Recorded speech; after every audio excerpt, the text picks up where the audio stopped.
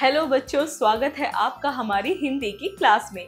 आज हम पढ़ेंगे पाठ्य पुस्तक 7 का अध्याय 16 तात्या टोपे संवाद। चलिए करते हैं अध्ययन से पूर्व। जैसा कि बच्चों आप देख रहे हैं कि एक चित्र है जिसमें भारत माता बनी हुई है, जिन पे की बेड़ियां लगी हुई हैं और दो बच्चे आपस में संवाद कर रहे हैं, यानी बात कर रहे हैं। आइए देखते हैं वो क्या बात कर रहे हैं। इनकी बेड़ियों को किसने और कब काटा होगा? भारत माता की ये दशा कब और कैसे हुई थी? चलिए अब पढ़ते हैं आगे का संवाद। दृश्य 1। घोड़ों की टापों की आवाज। धीरे धीरे घुड़सवार एकत्रित हो जाते हैं। टापों की आवाज के साथ साथ तात्या टोपे की जय जय का नारा लगाया जाता है। यानी कि एक दृश्य चल रहा है जिसमें कि घोड़ों की टापों की आवाज आ रही है, यानी कि बहुत सारे घुड़सवार एक साथ आ रहे हैं और साथ ही तात्या टोपे की जय जयकार का नारा लगाया जा रहा है। राव साहब पेशवा। कई दिनों से फिरंगी हमारा पीछा कर रहे हैं, पर आज पहली बार उनसे पीछा छुड़ाकर हम शांति से एकत्रित हुए हैं। अब कुछ सोचने का अवसर मिला है। आगे क्या करना है इसके बारे में सोचा जाए। बच्चों, उन घुड़सवारों में से जो राव साहब पेशवा होते हैं वो कहते हैं कि हमारे पीछे कई दिनों से फिरंगी सेना लगी हुई है और बड़ी मुश्किल से उन्हें इस वक्त जो है अकेले में वक्त मिला है कि वो कुछ कर सकें और कुछ योजना बना सकें। एक सरदार। मैं महारानी के साथ बराबर अंग्रेजों से लड़ता रहा। मैं अब भी लड़ने को तैयार हूँ, पर महारानी के वीर गति प्राप्त हो जाने तथा नाना साहब के लुप्त हो जाने के बाद क्या ये उचित होगा कि हम आगे लड़ें? अंग्रेजों की प्रबल सेना के विरुद्ध हम 100-200 वीर क्या कर सकते हैं? सेनापति आप ही बताइए। उनमें से एक सरदार होते हैं जो कहते हैं कि महारानी के वीर गति और नाना साहब के लुप्त हो जाने के बाद क्या ये सही होगा कि हम आगे जाके युद्ध करें? और हम 100-200 लोगों से भला होगा भी क्या, क्योंकि अंग्रेजों की सेना बहुत बड़ी थी। तात्या टोपे। राजनीति तो यही कहती है जो तुम कहते हो, पर प्यारे भाई, राजनीति से भी बढ़कर एक और नीति होती है। मैं तो उसी का अनुयायी हूँ। सरदार, क्या तुम समझते हो कि राजनीतिक दांव पेचों के लिए मैं झांसी से निकल आया हूँ? नहीं, बिल्कुल नहीं। मुझे तो अब आशा है कि यदि भारत की जनता मेरा साथ दे, मैं उन गोरों को सागर पार करा सकता हूँ।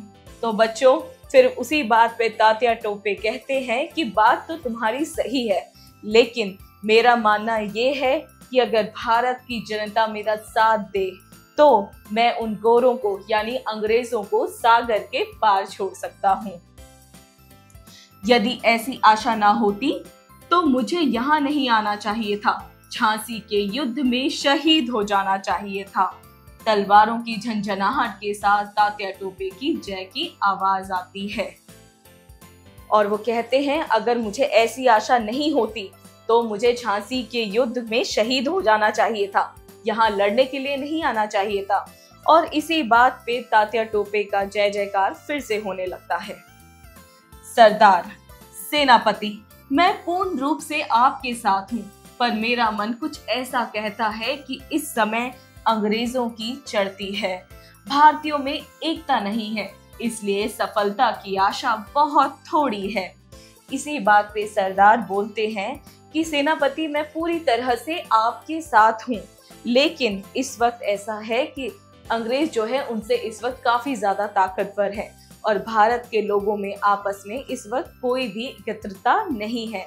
ऐसे में युद्ध करना सही नहीं है। ये बात कहते हैं सरदार। तात्या टोपे। मेरे प्यारे भाई, हमेशा सफलता से ही प्रत्येक बात को पूता नहीं जाता। मैं तो इस संबंध में सोचता हूँ कि यदि हम 100-200 आदमी कुछ नहीं कर सकते तो घर लौटकर भी हम क्या कर लेंगे? इससे तो अच्छा है कि हम एक उदाहरण प्रस्तुत कर जाएं। जिससे बाद में स्वतंत्रता की लड़ाई लड़ने वाले प्रेरणा लें। मैं तो गीता के उस वचन में विश्वास करता हूँ कि लड़ते हुए मरेंगे तो स्वर्ग प्राप्त होगा और यदि जीत जाएंगे तो स्वतंत्र भारत के दर्शन में होंगे। किसी दशा में भी हमें अपने झंडे को झुकाना नहीं चाहिए। इसी बात पे बच्चों तात्या टोपे कहते हैं, मैं इस बारे में ये सोचता हूँ कि हम 100-200 जो सिपाही हैं वो वापस लौट कर भी क्या लेंगे। इससे तो अच्छा है हमें आगे बढ़कर बेधड़क युद्ध करना चाहिए। अगर हार गए तो शहीद कहलाएंगे और अगर जीत गए तो स्वतंत्र भारत के दर्शन होंगे। राव साहब पेशवा, हमारी शक्ति कम है। इस बात को देखकर हमें अब अंग्रेजों के सम्मुख युद्ध नहीं करना है। हम तभी लड़ेंगे जब वो समझेंगे कि शत्रु हमारी ओर से सचेत नहीं। हमें अपनी शक्ति की रक्षा करनी है, साथ ही राजाओं और जनता से संपर्क स्थापित करना है। हमें इसी बात पे राव साहब पेशवा समझाते हुए कहते हैं कि हमारी शक्ति इस वक्त कम है और कमजोर है और हमें अंग्रेजों के सम्मुख युद्ध नहीं लड़ना चाहिए। हम उनसे युद्ध तब करेंगे जब उन्हें लगेगा कि हम सचेत नहीं हैं और हमें अपनी शक्ति की रक्षा करनी है और अपने देश के राजाओं और जनता से संपर्क भी बनाना है। एक घोड़े की टाप की आवाज। दूत आकर घबराहट में सेनापति अंग्रेजों की एक टुकड़ी बहुत ही पास आ गई है। तात्या टोपे, मैं ऐसी आशंका कर रहा था। अंग्रेज जानते हैं कि हम लोगों पर ही उनके साम्राज्य का वर्तमान और भविष्य लटक रहा है। हम भी तैयार हैं। सब लोग तैयार हो जाएं। अच्छा चलो, भारत माता की जय। प्रस्थान। और भारत माता की जय नारा लगाते हुए वो वहां से प्रस्थान करते हैं। अंग्रेज, वेल जासूस, तुम हमको किधर लाया? किधर लाया? इधर तो कोई भी नहीं है। जासूस घबराहट में बोलता है, हुजूर अभी तो यहीं थे। देखिए ना, चारों तरफ की झाड़ियां घोड़ों से रौंदी हुई हैं। ये देखिए घोड़ों की एक नाल, अभी वो यहीं थे। अंग्रेज, ये लो तुम अपनी बख्शीश। गिनने में 5 रुपयों की आवाज। क्विक मार्च। घोड़े की टापों की आवाज। यानी कि इसी समय एक जासूस जो है अंग्रेज को उन लोगों का पता बता देता है और साथ में अंग्रेज उसे जो है 5 रुपए की बख्शीश भी देता है। दृश्य 2। राव साहब पेशवा, ये तो बड़ा अनर्थ हुआ। कई दिनों से भागते भागते हमारी सेना इतनी थक गई है कि अब वो भाग नहीं सकती। सेनापति, अब क्या राय है? तात्या टोपे, अब भाग नहीं सकते तो लड़ेंगे। मैंने तो यही सीखा है, किसी भी हालत में खड़े खड़े शत्रु के हाथों में आत्मसमर्पण नहीं करना है। यदि भाग्य ने यही तय कर रखा है कि हमें शहीद होना है तो उसके लिए प्रस्तुत हैं। दूसरे दृश्य में राव साहब पेशवा कहते हैं कि ये तो बड़ा ही अनर्थ हुआ क्योंकि भागते भागते हमारी सेना थक चुकी है। और इसी बात पे तात्या टोपे कहते हैं कि थक चुकी है या कुछ भी हो चुकी है, हमने तो यही सीखा है कि खड़े खड़े वीर गति को प्राप्त हो जाएं, लेकिन अपने आत्मसमर्पण ना करें। राव साहब पेशवा, शत्रु की सेना के पास 4 तोपें भी हैं। सेना के पास और भी शस्त्र मालूम होते हैं। वो हमारी ओर बढ़ रही है। तात्या टोपे, पर क्या, चलो और शत्रु पर टूट पड़ो। राव साहब पेशवा, ठहरिए, देखिए सामने शत्रु सेना ठहर गई। उसमें से एक व्यक्ति जो निहत्था है हमारी तरफ आ रहा है। शायद वो कुछ संदेश ला रहा है। सरदार, शायद वो ये संदेश ला रहा हो कि हम बिना लड़ाई के आत्मसमर्पण कर दें। तात्या टोपे, ऐसा कभी नहीं हो सकता। मैं कहता हूं कि आगे बढ़कर लड़ाई आरंभ कर दी जाए। तात्या टोपे और अंग्रेज लड़ाई के लिए आगे बढ़े तो उन्हीं में से उनका एक दूत सामने आया एक समाचार लेके। राव साहब पेशवा, नहीं सेनापति जी, ठहरिए, दूत अवैध होता है। सुनो जी दूत, तुम किस लिए आ रहे हो? यदि इसलिए आ रहे हो कि हमें लड़ाई से रोकना चाहते हो तो वहीं से लौट जाओ, हम भी तुम्हारे पीछे पीछे आ रहे हैं। दूत पास आता हुआ, हम आपको लड़ाई से रोकने तो आए हैं, पर जैसा आप समझते हैं वैसा नहीं। तात्या टोपे की जय। मैं आपको प्रणाम करता हूँ वीरवर। ये न समझिए कि केवल आपके ये अनुयायी ही आपके साथ है।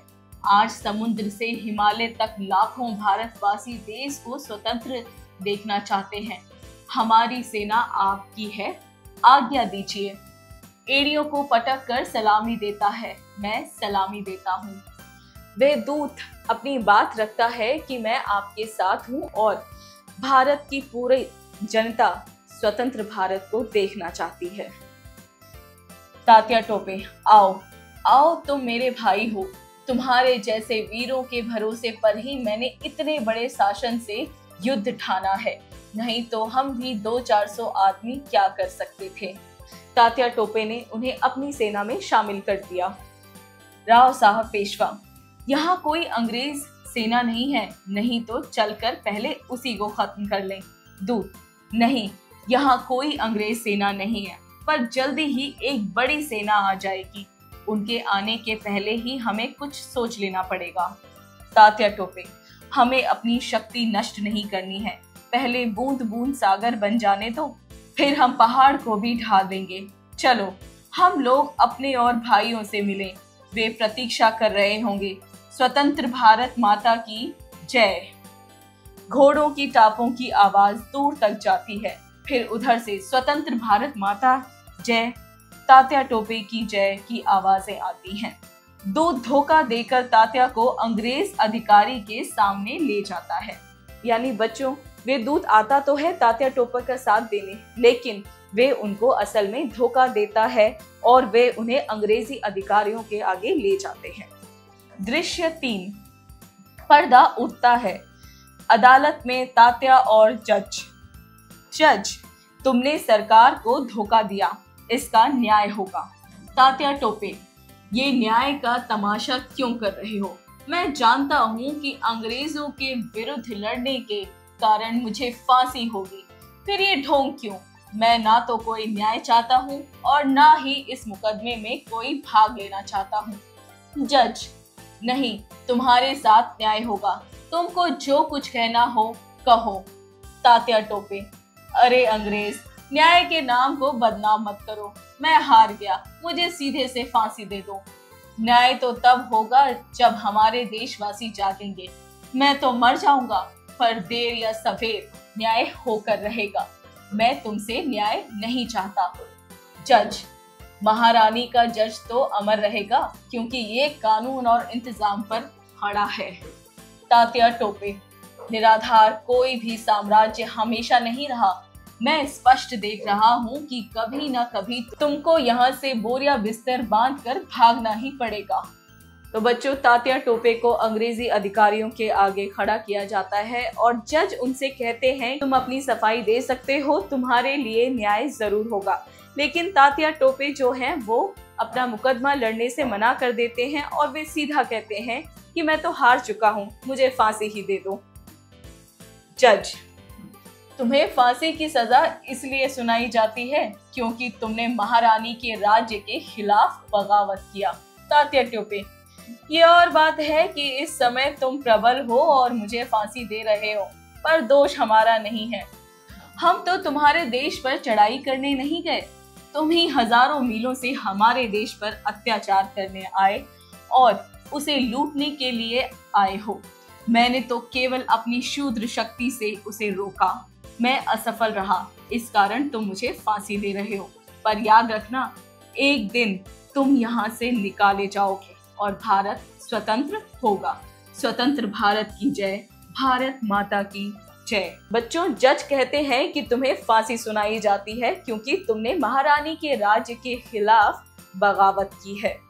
इसी बात पे तात्या टोपे कहते हैं कि आप इस वक्त बहुत ही बलशाली हैं और मैं नहीं हूँ, और इसमें मेरा कोई दोष नहीं है। वो कहते हैं कि हम वो नहीं हैं जो दूसरों के देश में चढ़ाई की हो। आप ही हमारे देश में आए और हमारे देश को लूटा है और मैंने तो सिर्फ उसको रोकने की कोशिश की है। आपके अत्याचारों के खिलाफ जो है मैंने आवाज उठाई और मैं नाकाम रहा, इसीलिए आप मुझे फांसी दे रहे हैं।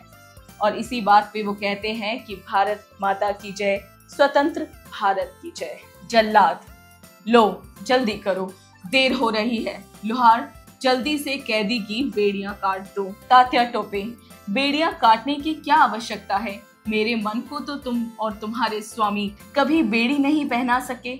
रहा शरीर, वो तो तुम लोगों का कैदी ही है।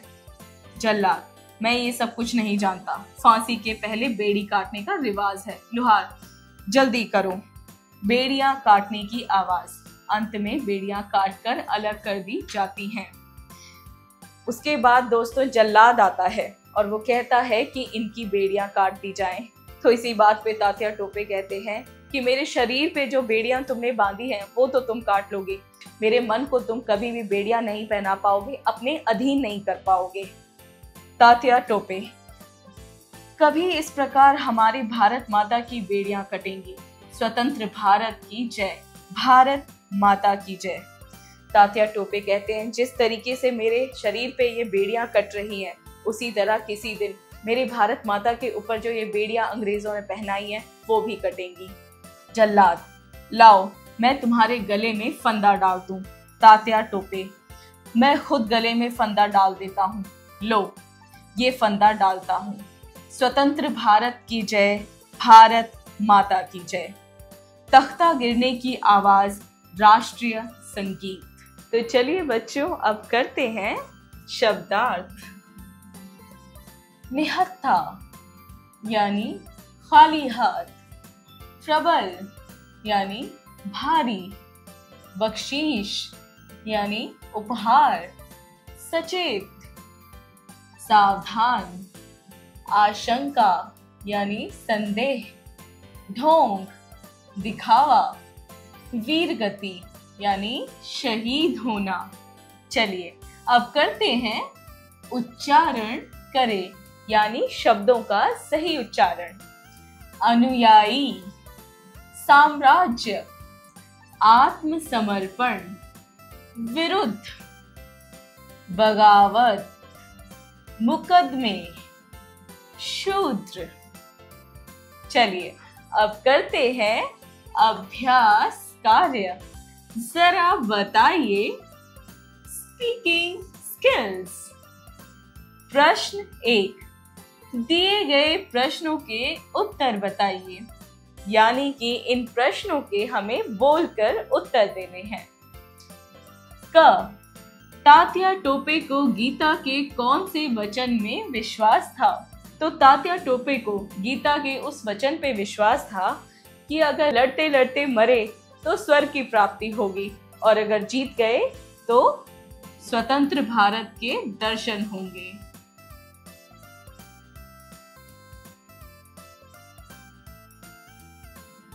ख, शत्रु की सेना के पास 4 क्या थी? शत्रु की सेना के पास 4 तोपें थीं। ग, लाखों देशवासी भारत को कैसा देखना चाहते थे? लाखों देशवासी भारत को स्वतंत्र देखना चाहते थे। घ, किसकी सेना का व्यक्ति निहत्था आगे बढ़ रहा था? अंग्रेजी सेना का व्यक्ति जो है निहत्था आगे बढ़ रहा था। चलिए अब करते हैं जरा लिखिए राइटिंग स्किल्स। प्रश्न 2, दिए गए प्रश्नों के उत्तर लिखिए, यानी हमें इन प्रश्नों के लिखकर उत्तर देने हैं। क, तात्या टोपे भारतीय जनता का सहयोग क्यों चाहते थे? वे भारतीय जनता का सहयोग इसलिए चाहते थे ताकि वे अंग्रेजों को सागर पार छोड़ाएं।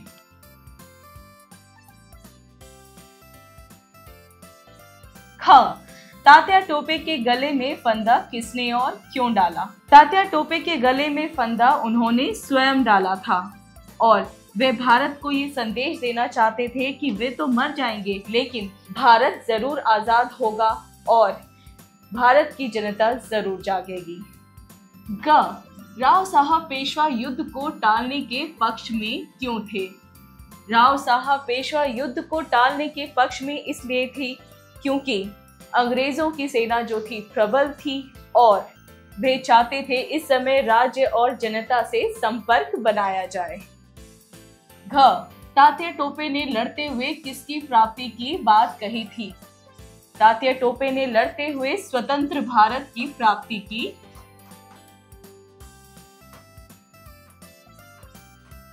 बात कही थी। अब करते हैं अगला प्रश्न, प्रश्न नंबर 3। किसने कहा, किससे कहा, लिखिए। क, भारतीयों में एकता नहीं है इसलिए सफलता की आशा बहुत थोड़ी है। ये बात सरदार ने कही थी तात्या टोपे से। ख, लड़ते हुए मरेंगे तो स्वर्ग प्राप्त होगा और जीत जाएंगे तो स्वतंत्र भारत। तात्या टोपे ने कहा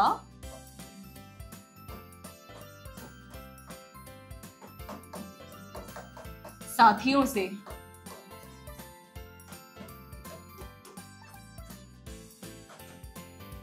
ग, वो हमारी ओर बढ़ रहे हैं।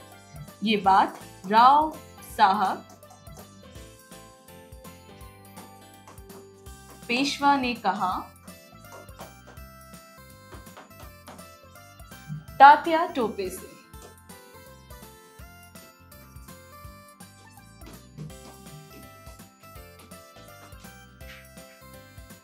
घ, मैं आपको प्रणाम करता हूं वीर। दूत ने कहा तात्या टोपे से।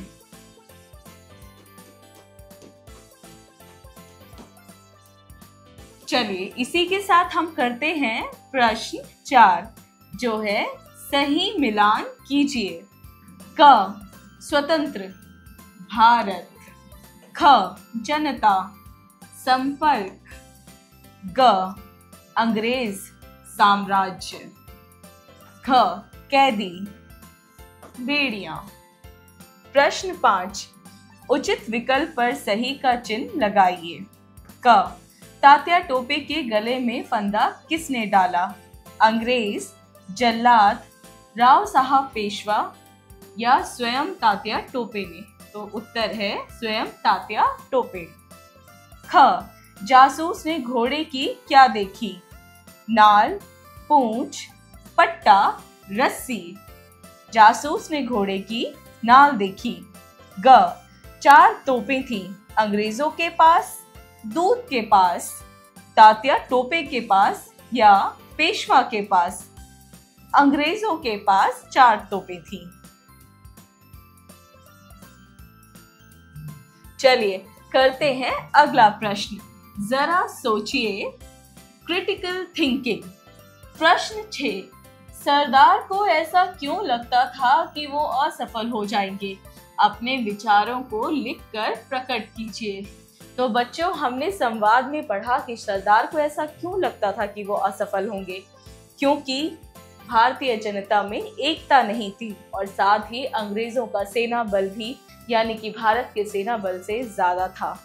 और यही बात आपको यहाँ पे लिखनी है और अपने विचार प्रकट करने हैं।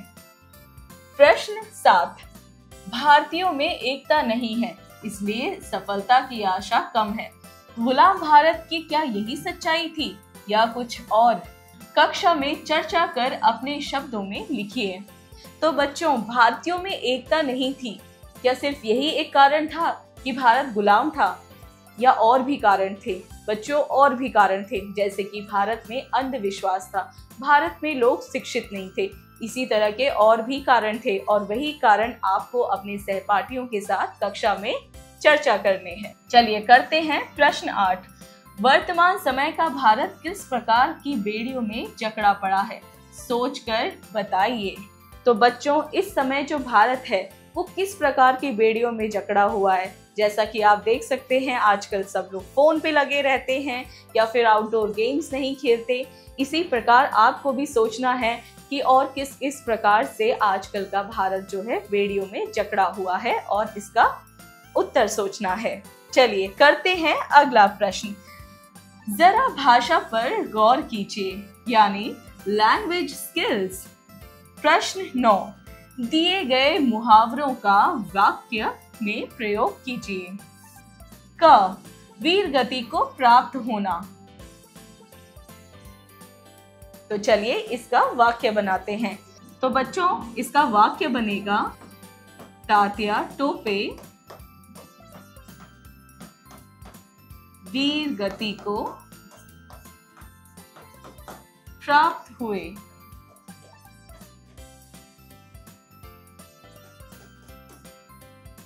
ख, लोहे के चने चबाना। तो इसका वाक्य है, छत्रपति शिवाजी ने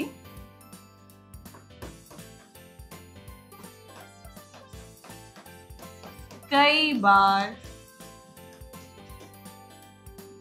युद्ध में लोहे के चने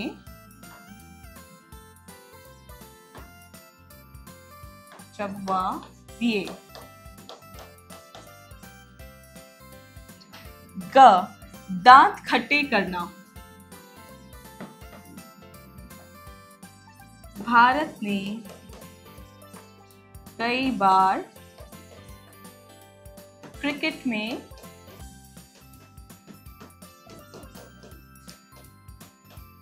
विपक्षीय टीम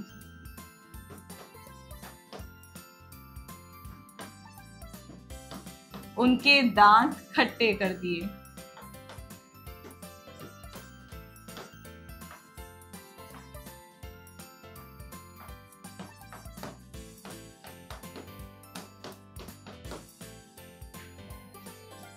घ, प्राण मुंह को आना। सड़क पर शेर को घूमता देख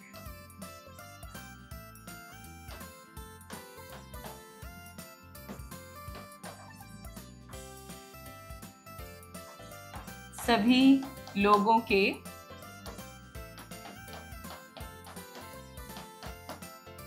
प्राण मुंह को आ गए।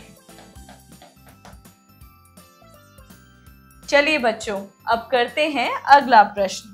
प्रश्न 10, दिए गए वाक्यों में उचित स्थान पर सही विराम चिन्ह का प्रयोग कीजिए।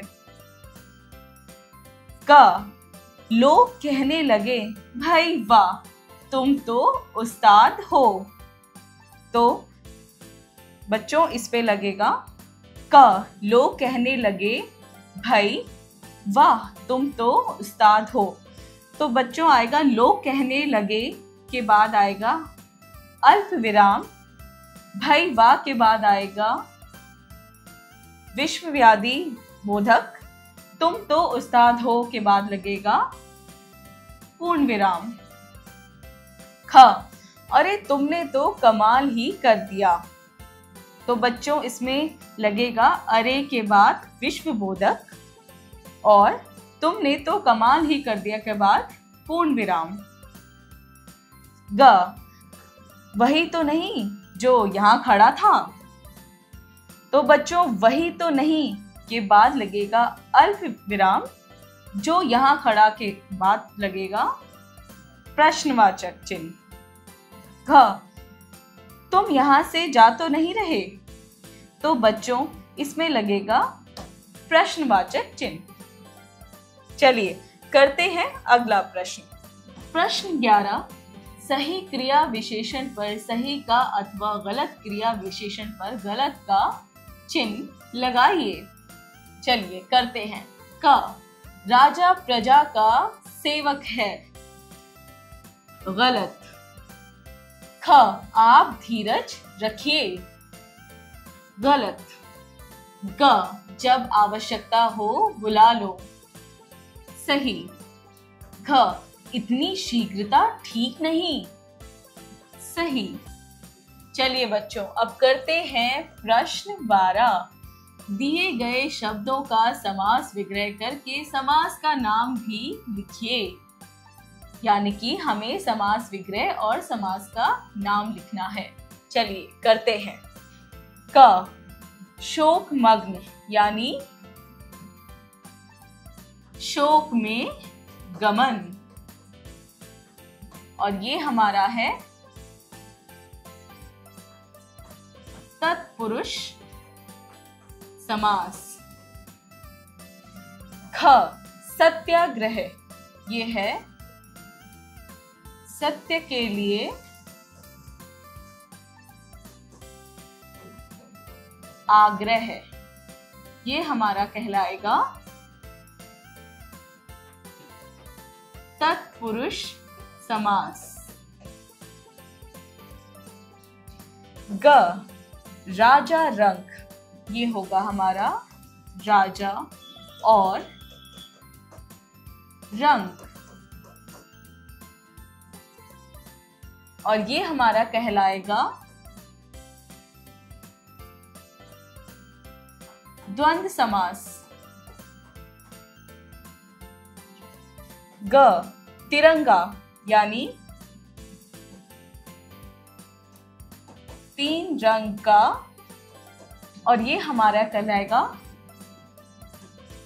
द्विगु समास।